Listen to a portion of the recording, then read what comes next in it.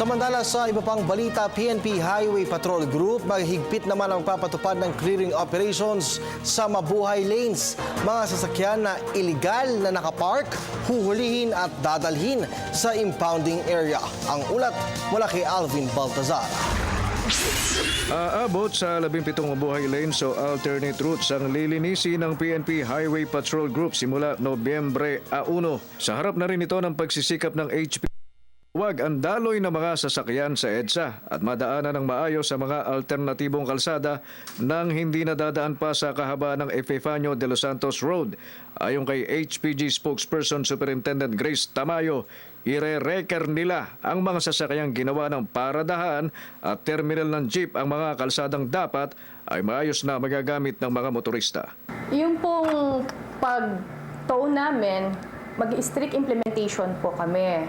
Wala pong papapaboran dito. Lahat po, kahit po sino, kahit police, civilian, lahat po ito-tow po namin.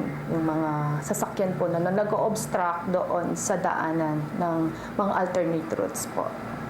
Naniniwala ang HPG na kapag nalinis sa mga obstruction sa mga alternate route o shortcut, mababawasan ang volume ng mga sa EDSA. May panahon pa naman ayon kay Tamayo sa mga may-ari ng sasakyan na nakagawian ng gawing parking area ang tapat ng kanilang bahay para humanap ng tamang paradahan nang hindi makakalika ng abala. Kung meron po kayong parking sa loob ng bahay or may garahe, doon nyo na lang po i-park para po hindi mato yung mga sasakyan nyo. Ilan sa mga lugar na tatanggalan ng HPG ng obstruction ay ang area ng Carriedo sa Maynila, North at Southbound, Divisoria, Moriones, Pakanan ng Dagupan Street sa Tondo, Maynila, habang meron din sa Green Hills sa San Juan, North at Southbound, Baclaran area at iba pa. Para sa Telebisyon ng Bayan, Alvin Baltazar.